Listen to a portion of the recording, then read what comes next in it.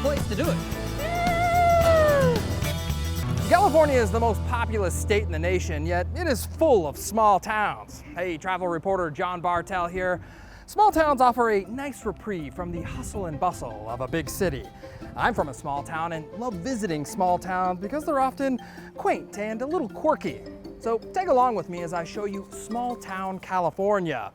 We're gonna start off in Mendocino County, in the small coastal town of Whale Gulch, far from the nearest utilities, home to California's only off-grid elementary school.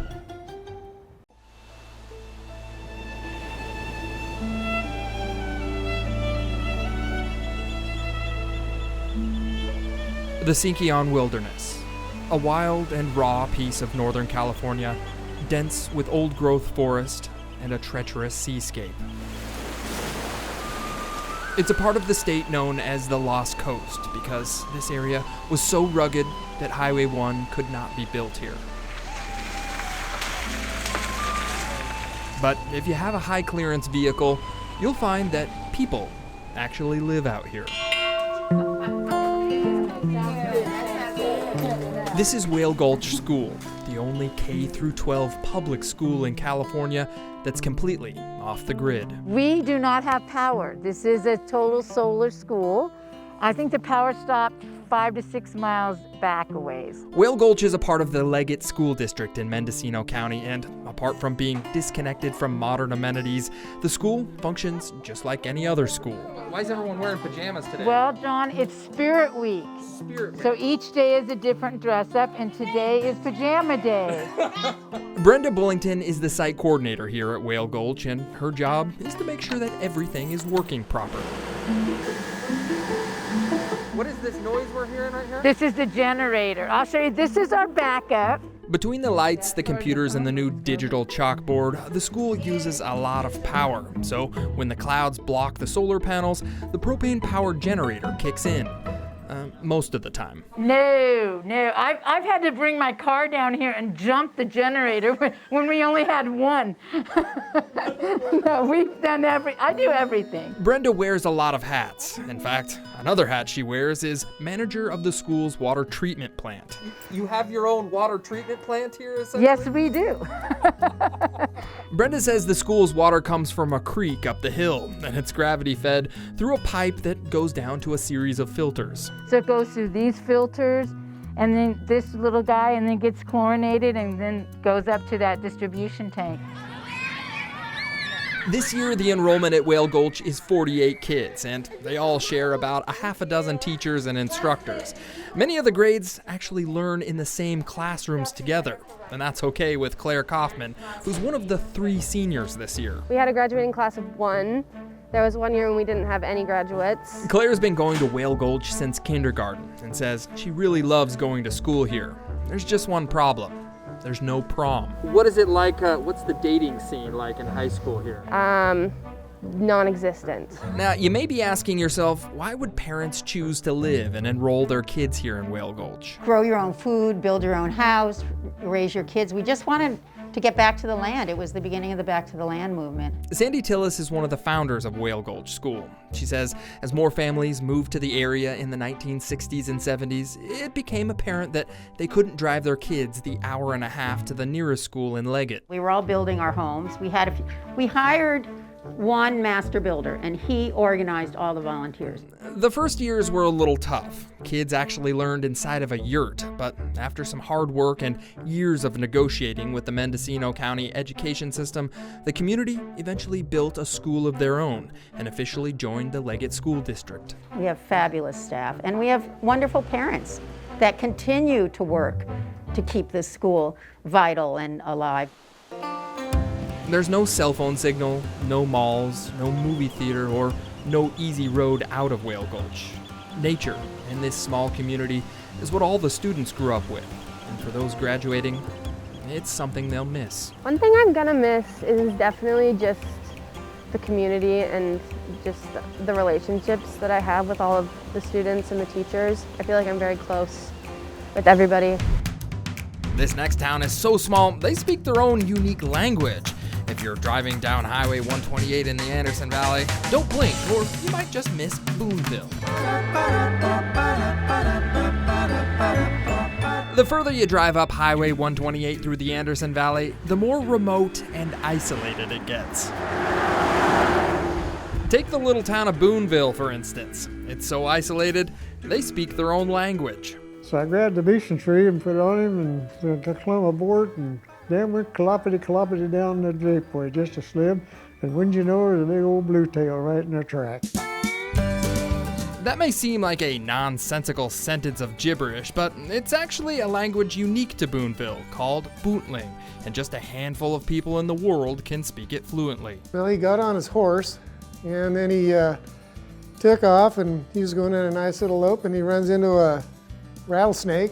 Wes Smoot and Rod DeWitt are among the few booners, as they're called, that can still hold a conversation in Bootling, or as they say, harp on each other. So when a bright lighter, or city folk like me, comes into town, they love to open up the Anderson Valley Museum and explain the origins of their babble.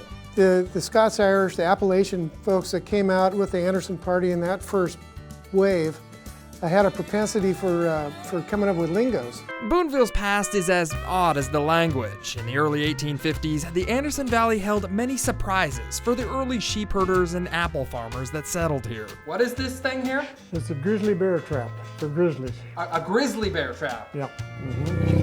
Besides the giant grizzly bear problem, the town was oddly named after store owner and frontiersman W.W. Boone, the second cousin of Daniel Boone. But you got to remember that everybody out here was really isolated, and so it'd be natural for them to kind of create their own language. Now, if you ask some people in town, they'll say the language was created so locals could secretly gossip about out-of-towners. While others think that Bootling was just slang word talk that was based on a bastardization of everyday local events. The milk hit in the bucket, chill, charl, that's milking the cow.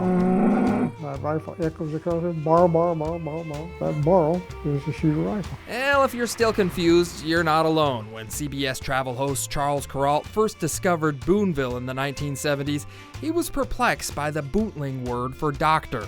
Like a doctor is a shovel tooth. A shovel tooth? Yes, a shovel tooth.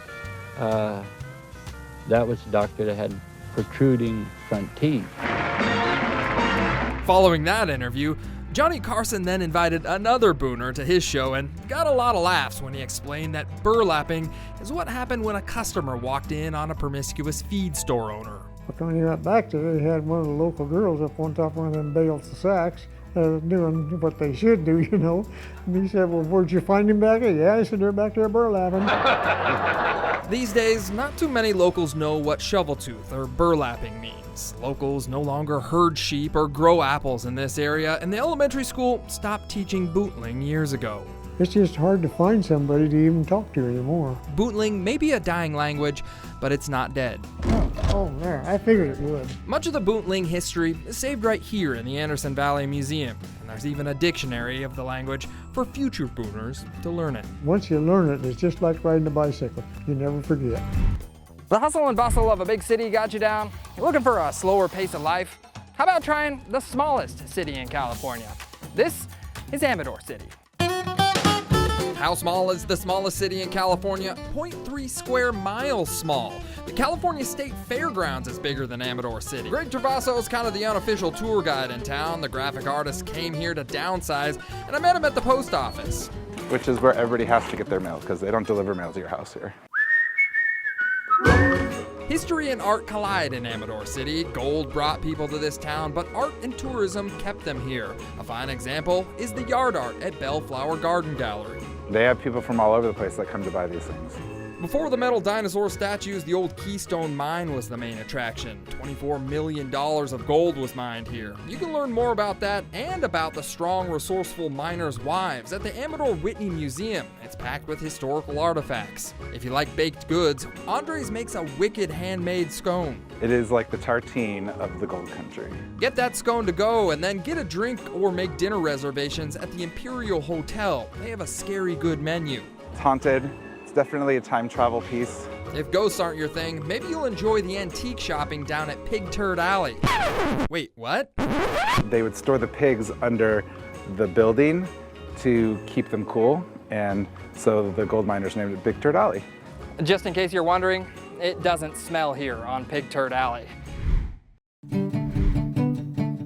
If you're looking to get away from it all, Fort Bidwell's the place. Located in the far reaches of Modoc County's Surprise Valley, this little town is about as quiet as it gets, except for the livestock. There's more cows than people in Fort Bidwell. If you're looking for a bite to eat, stop at the Fort Bidwell Hotel and Restaurant for their famous steak dinner. Head cook Peter Newell and Crystal Widemaker says the beef comes straight from the pasture on the other side of town. I've got people who will drive over 100 miles one way just to come here and eat. Photos and antiques from Fort Bidwell's past are all over the place, and if you ask Peter, he'll give you a rough history lesson. Why is it Fort Bidwell? Because there was a fort built in mid-1850s, somewhere around there. It was actually closer to 1865, but anyways, Fort Bidwell was named after General John Bidwell, and the soldiers stationed here were protecting pioneers on the Applegate Trail from dangers on the frontier. The troops also fought in the Modoc War, California's last Native American war. Then in 1890, Fort Bidwell became an Indian reservation and has been ever since. Today though, life is peaceful. They don't really have to worry about traffic jams in Fort Bidwell. Just not a lot of traffic. It's a different kind of lifestyle in Fort Bidwell, but that's the reason most people come up to the northeasternmost part of California. Hey, you're watching Bartell's Backroads. We're checking out small town California. Next stop, we're heading to Bigfoot country in Siskiyou County. Gold brought people to the town of Happy Camp, but it was art and a furry mystery that kept them there. Gold was the first discovery in Happy Camp. Legend has it that the town was named after prospector James Camp, who found a gold nugget and said it was the happiest day of his life. The other discovery in this area was Bigfoot. Sane people go, man, you wouldn't believe what I saw. I'm not sure what I saw, but I think I saw something. The mythical creature and the gold rush history inspires artists of all kinds to create whimsical art. That includes Cheryl Wainwright, who co-created this 15-foot tall Bigfoot statue out of old mining equipment. That is from hydraulic mining pipe, and it's from a mine called Muckamuck. Drive down Highway 96 a few blocks from the Bigfoot statue, and you'll find odd yard art just outside Mr. T's workshop. Do you have a name for him, or what do you call him? You know, maybe a whatnot shelf, you know? Drive a little further down Highway 96 and you'll see more Bigfoot art, but if you stop by the Kingfisher Market, you'll see a colorful mural depicting the town's history. And just across the street from the market, you'll find this, the unofficial world's largest dream catcher. It's 113 feet in circumference and 36 feet wide. The Dreamcatcher was the brainchild of artist Dennis Day back in 2006, but after he passed away in 2019, Cheryl and her husband restored the Dreamcatcher in Dennis's honor. From the Klamath River that runs through town to the colorful forest, it's easy to see why so many people are happy in Happy Camp. And maybe if you visit, you'll get some inspiration as well. Well, this little coastal town has a happy name, but a dark past. Harmony, California makes for a quick pit stop on your next Central Coast road trip. Just remember to keep the peace on your visit. This little community doesn't like drama. Well, you better not blink because you might miss the exit off Highway 1 in San Luis Obispo. Harmony's small, but I wouldn't call it a one-horse town. There are more cows than people, for sure. Yes. The cows that local Emily Dublin is talking about are the oddly decorated cow statues placed all over town. What is going on with these crazy cows? The cow's catching the frisbee. Okay. This one's called Daisy's Dream. Frisbee playing cows aren't the only crazy thing in Harmony. Go down to the post office and you'll find a sign that says you can actually rent the town. Is there a mayor in Harmony? No, someone owns the town, so if he wants to call himself the mayor, he can do that. Well, I didn't get to meet the mayor on my visit, but I did get to read about the town's unharmonious past. As local lore is told, the town got its name after a fight between several farmers ended in a killing. The townfolk eventually put their differences aside, and as a symbol of their truce, they called the town Harmony. No more shootings between farmers? No shootings, no. Okay. The dairy business dried up in the 1950s, but the town name caught the attention of singer Jerry Miller, who sang this 1979 hit song, Harmonizing in Harmony, population 18. I'm going home to Harmony, I'll soon be fine. These days, food trucks, pottery shops, and this cute little chapel keep visitors happy as a California cow. Sometimes on my travels, I end up in small towns so far off the beaten path, it's hard to know what the community has to offer. That is, unless you stop in and meet the people. One such town is Fort Jones, located in Siskiyou County's Scott Valley. With a population just under 700 people and a main street that's only a few blocks long, I decided to start my exploration at the Fort Jones Museum, where Terry Mendenhall took me inside to see the town's prized possession. What exactly am I looking at up here? That is a two-headed calf. I'm not sure what is creepier, the fact that the cow has two heads, or the fact that someone took the time to stuff the thing and put it in a display case. Does Fort Jones have a lot of two-headed calves? This is the only one I know of. I guess you could say it's priceless, just like a lot of the other oddities in this museum. Nice collection of barbed wire, different kinds. The pistols, they love the pistols. Oh, my granddaughter loves this saddle. The discovery of gold in the 1850s brought miners, settlers, and the army to Scott Valley. Under the protection of soldiers, Fort Jones became a trading post and stagecoach stop. A lot of the artifacts in the museum belong to early settlers, but other items, well, they don't, like this rock outside the museum. What is this thing? That is the famous rain rock. Legend has it the rock belonged to the indigenous Shasta Nation, who pounded on the rock to make it rain and then covered it up to make the rain stop. Road crews unearthed this rock back in 1947, and Terry says the town now covers the rock during the annual Christmas parade. Does it work? Yeah. You have not had a rainy Christmas, huh? Yeah. Just down the street from the museum, there's Five Mary's Burger House, where you can get a bite to eat or buy a drink from the bar. Or you could just get a free drink at Marty's Barber Shop. Free beer with a haircut or a shot of whiskey. While you finish your drink, you can check out the antique barber collection or catch up on the town's gossip. Don't worry, your secret's safe with Marty. The sign says, stays in the barber shop. Fort Jones may be off the beaten path, but they have a lot to offer, including some hidden treasures.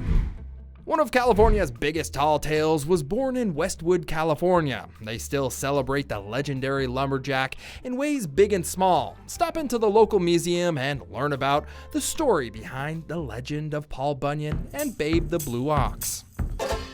Located in southwest Lassen County, 10 miles from Lake Almanor, Westwood is a historical logging town built on a tall tale. Westwood was founded by the Red River Logging Company back in 1913. Historian Sherry Bingswager says that Paul Bunyan was kind of an advertising stunt. The guy named William Lougheed was an artist and a storyteller, and he came up with this picture of Paul. William Lougheed wrote several short stories about Paul Bunyan as a way to advertise the large supply of sugar pine trees that the company logged. He was a big guy and he could clear those forests. He could take out 640 acres in one day with the help of Babe. If you don't know the story, Paul was a giant lumberjack and Babe was a giant blue ox. The duo were icons for California's lumber industries. Then companies like Disney and Warner Brothers later adapted Lougheed's stories into cartoons. And they were never copyrighted because they wanted that legend to spread. The legend of the giant logger is still celebrated today. Come in July and celebrate the Paul Bunyan Mountain Festival and watch real lumberjacks work. Hey, you're watching Bartell's Backroads, and we're checking out small town California. This next stop has been dubbed the loneliest town in America. Now, it may be in the middle of nowhere, but Loyalton has something special about it, and it's not its seclusion. If you search loneliest town in America on the internet, the first thing to pop up is Loyalton, California. As you make your way down Highway 49 into Loyalton, you'll notice this. There's a whole lot of nothing out here. Built at the foothills of the Plumas National Forest, Loyalton is the only incorporated city in Sierra County. White picket fences welcome you as you enter the town, and according to the city limit sign, 860 people live here. But at the local watering hole, I find out differently. You have a population of about 700, give or take on a good day. That's Mike Wellborn. He's the local liaison. Loyalton, is it the loneliest town in America? Not hardly. Mike doesn't really like the name loneliest town, so he offered to show me around. And he brought his dog Willie to help. Got the library. Like I said, we have one of each thing in town. This is true. In the span of 3 blocks, we passed a grocery store, ice cream shop, mechanic, and a lot of churches. There's 5 churches in town. Next stop, the post office. This is where everybody gets their gossip. Now, Mike wouldn't tell me any of that gossip. Instead, he sent me over to Leonard's Market to pick up one of their famous sandwiches. Yeah, they're delicious. I got to talking with Caleb, the cashier. He told me I might find some action down the street. Apparently, impromptu water balloon fights can happen anytime in Loyalton. Hey, I wasn't ready! Just be careful, kids in Loyalton fight dirty. I needed to dry off, so the kids sent me over to the park. And that's where I heard the Lady Grizzlies cheering their fight song. Those girls love an audience. So it's kind of funny, when I drove into town, the road was pretty lonely. Is Loyalton lonely? Yes. Why is that? I don't know. And I don't know why either, because this lonely really isn't that bad. You really gotta try this sandwich. If you hit the Oregon border, you've gone too far. Cedarville is almost as far north as you can go in California. And there's a lot to see in this tiny town. It's located in the middle of the Surprise Valley, and believe me, you'll be surprised on what this town has to offer. Cedarville is in the center of Surprise Valley, and it's at the fork of the Applegate Pioneer Trail. Historian and journalist Gene Bilodeau says Cedarville was a stopping point for early pioneers heading to Oregon or California. But it was a trading post early on. The old trading post is still standing today, and so are a number of older buildings at the made-up town of Louisville, where we're preserving the older buildings that were pre-brick buildings. Even the brick buildings are old in Cedarville. Step into the Kressler-Bonner building and you'll see the county's oldest hand crank elevator. It was put in here, I believe, when the building was built in 1884. It still works. Hungry? Walk across the street to the Country Hearth and get one of Janet's old-fashioned cinnamon buns. And hey, a trip to the Surprise Valley wouldn't be complete without visiting one of the many hot springs. And make sure that you take in the view at the alkaline lake. It's just outside of town. Cedarville is rich with relics from the past and has a lot of wilderness to appreciate. A long but well worth it road trip.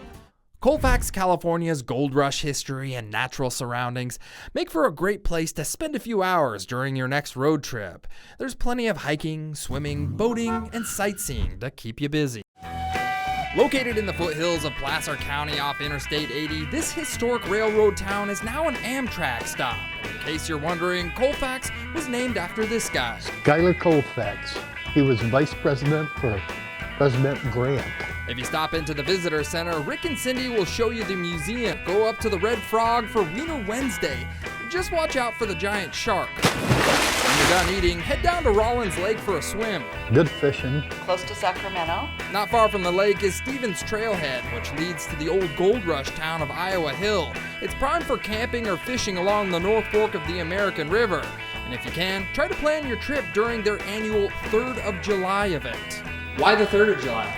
Because everybody else is celebrating the 4th. No electricity, no sewers, and no phones. Just a quirky horseshoe tournament and a welcoming community. If you're gonna visit the little gold rush town of Graniteville, I suggest visiting on Labor Day. The Tahoe National Forest is normally a quiet place. But on Labor Day, the sound of competition resonates through the mountains. Oh yeah, we do a lot of trash talking. Welcome to the annual Graniteville Horseshoe Competition. It's quite possibly the most elite and remote horseshoe competition in Nevada County. The best of the best. We probably all play once a year. Well, they may not be the best, but this town is definitely remote. Hey, I noticed that there's no electrical lines in town here. There's no electrical, there's no sewer line. Graniteville is completely off the grid and almost off the map. It's about an hour drive from Nevada City. It's a long gravel road, and I don't suggest you take your Toyota Prius. How many people live in Graniteville year-round? Year-round, 10 to 15 people. The horseshoe competition is one of Graniteville's biggest draws, but don't expect to be playing on regulation pits. We're playing mountain rules. These are mountain rules, yes. If horseshoes isn't your thing, check out the newly restored one-room schoolhouse. It became a focal point for the community to restore. Mike Minahan didn't go to the school, but he did spend the first 6 years of his life in Graniteville. The second year I was here, it had 20 feet of snow.